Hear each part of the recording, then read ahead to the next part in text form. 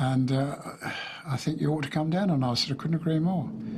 So I took off my own car and went down there.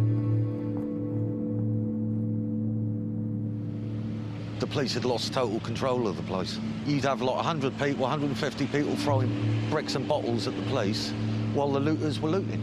So the police couldn't get near there to catch any looters. Commander Fairburn arrived to a complete breakdown of law and order. Mayhem on this scale hadn't been witnessed that century and proved just how many in the community felt alienated by the police. Burning vehicles, rioters, policemen withdrawing. It was frightening to a certain extent. It was unnerving, and it was very sad. Seeing his men beaten back to the top of the front line, Commander Fairburn immediately ordered equipment and reinforcements.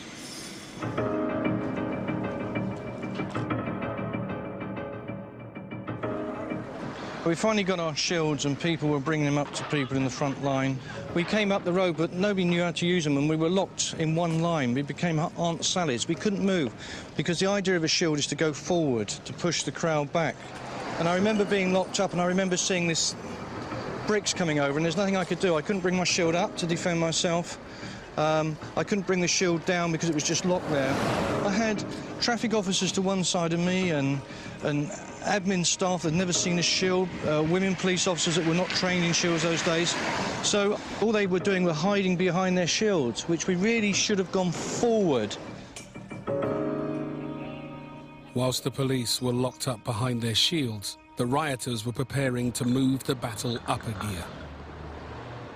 There was a sense of that after that first stone, maybe a bigger stone, maybe a bigger brick, maybe something even more evil to throw.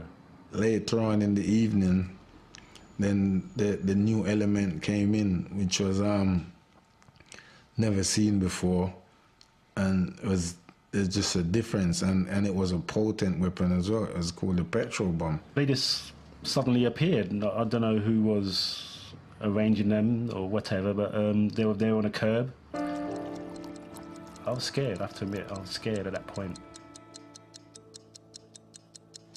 Eventually, when we unlocked, we went forward.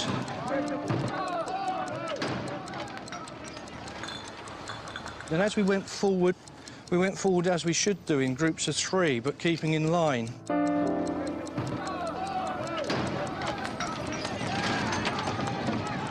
And the faster we went, the faster they ran away.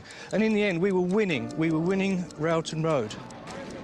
For the first time in 24 hours, the police had seized the advantage.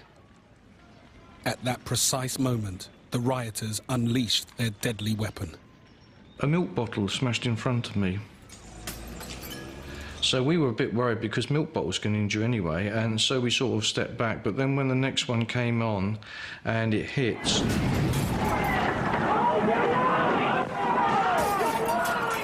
I mean, you know, what can you do against fire?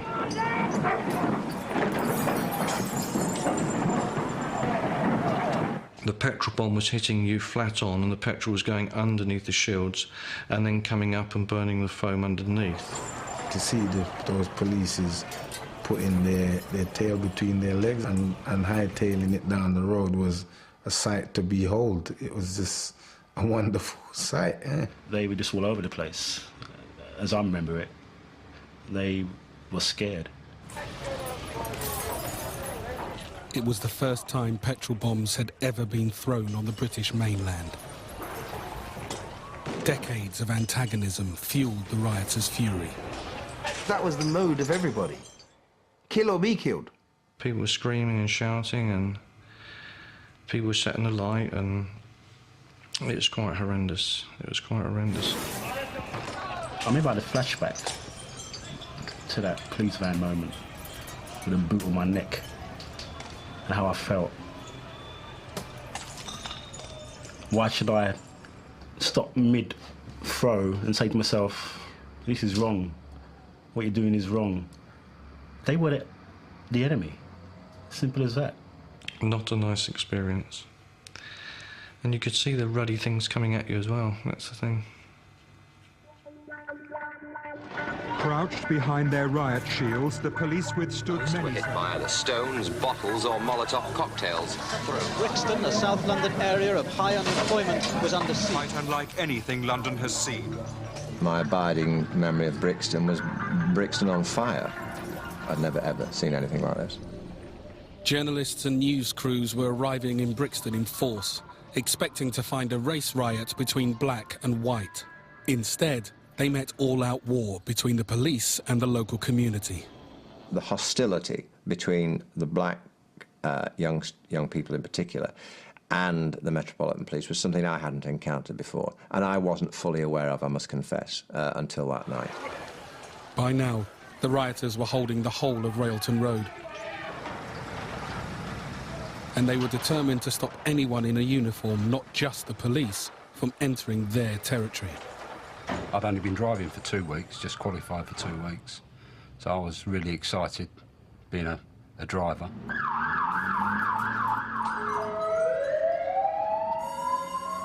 We just came through a police cordon at Brockwell Park. And just as we got through the first crowd, that's the first indication anything was wrong, because there was a loud bang on the side of the fire engine. I thought I'd hit somebody, and my station officer just turned around to me and said, "Whatever you do, don't stop, keep going." I think it was a brick that first shattered the windscreen, I'm not sure. And once that was gone, there was no protection for the two of us in the front cab, the station officer and myself. We were just fair game from there on in. For the first time in their history, the fire brigade were under attack. Aggression was building. Even hardened journalists were stunned by what they found. This was just 4 miles down the road from the Houses of Parliament. This was a part of London. I'd experienced similar scenes in Northern Ireland. I'd never seen anything like this in a mainland city. Bricks, glass, paving slab hit me in the chest, and my arm was torn off the steering wheel with something smashing into my left arm. And you can see the anger in their face while they're throwing bricks and bottles, and I was just so terrified.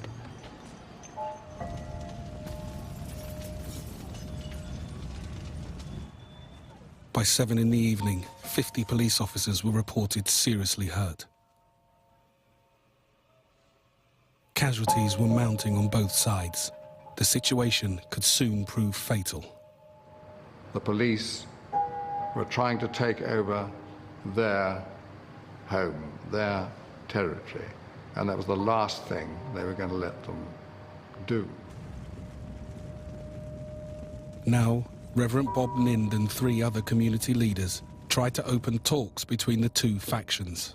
The only way to defuse this situation is by decreasing the presence of the police within the area at the present time, because they see the police as their target, as the target that they want to attack. I understand exactly what you're saying, and I appreciate what you've already done. But there is no question, in my decision at the moment, there is no question of withdrawing police from here. For the second time in 24 hours, the police had the opportunity to pull out. But despite heavy injuries in their ranks, the man in charge felt he couldn't take that chance.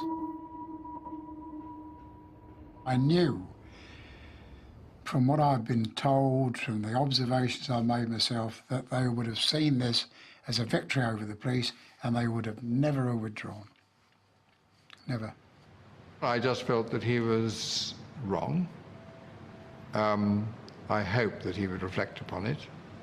And having said what I could at that point, there was nothing much one could now do about it. I went back round the corner again. I didn't believe what they said. And the attitude of them, the shouting in the background, led me to believe this is this man telling me, but he has no rights justification in saying that they would stand down, so to speak, because I was pretty convinced they wouldn't. Night fell on Brixton.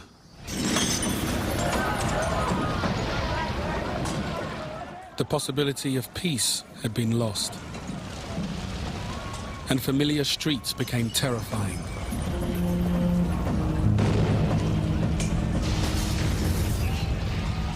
after a while, you often ask yourself, my God, how long can this go on? How long can we keep doing this? My colleagues were on fire, my colleagues have been injured, so now it's time people got arrested. Some of the police now began to change their tactics. A few streets away from the main police line, a photographer spotted some officers blocking off the road. I saw the police forming a cordon behind me here, and at a suitable moment I slipped through it and came down to see what was going on. And I found a group of policemen having tea, standing around the corner. They were relaxed, and I was standing around and chatting about this and that, and I suddenly heard one of them say, "What's this bloody rabble?" And I looked round, and I saw a group of pretty rough-looking blokes walking along. One had a pickaxe handle, I remember, and as I looked round, the other policeman next to me said, "Oh, it's all right, they're our bloody rabble." Next, all the street lights went off. Just without any warning at all, the lights all went off. And a few seconds later, there was sounds of shouting and crashing and banging and people getting thumped and people running, coming from down the road here. And soon after that, people started staggering out with blood coming from their heads. Policemen started coming out, dragging people they were arresting. And it was quite a scene of chaos. And then all the lights came on again. Behaviour on both sides was degenerating. Police, like rioters, were making use of whatever weapons came to hand.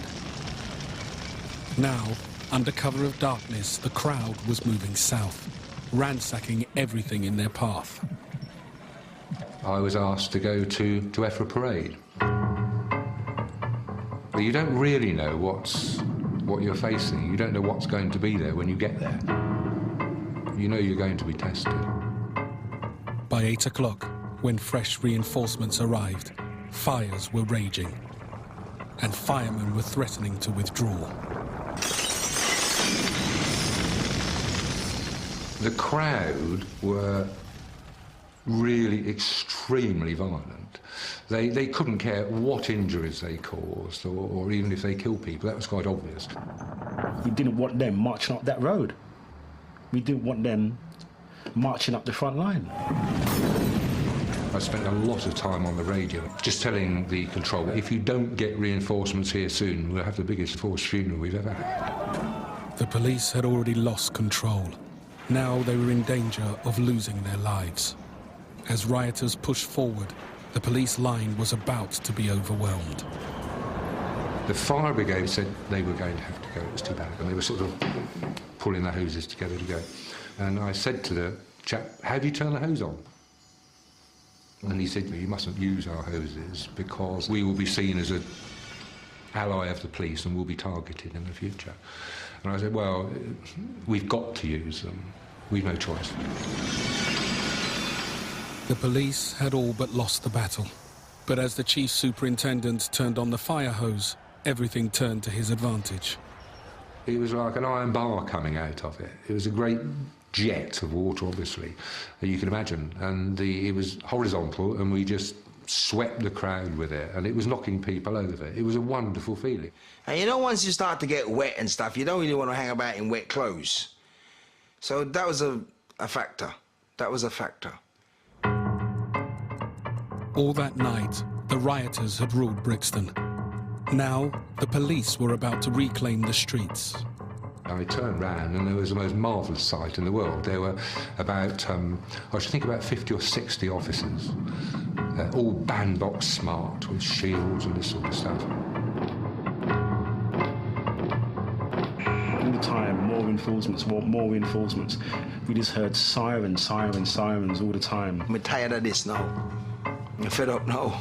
I felt that there could have been even more, just to make them know that this is the time. 1 minute you're in the most appalling problems, and within 5 or 6 minutes probably, certainly 10 minutes at the most, everything had died down. Brixton was sealed off, and rioters escaped down back streets to dodge the police roadblocks. The streets were just full of bricks. That was a thing I noticed the most. Full of bricks, mortar, stones, bottles, smashed bottles. It's just a carpet. And the police were lined up, as far as the eye could see, sipping on their soups and teas and coffees out of polystyrene cups. And that's the first time I realised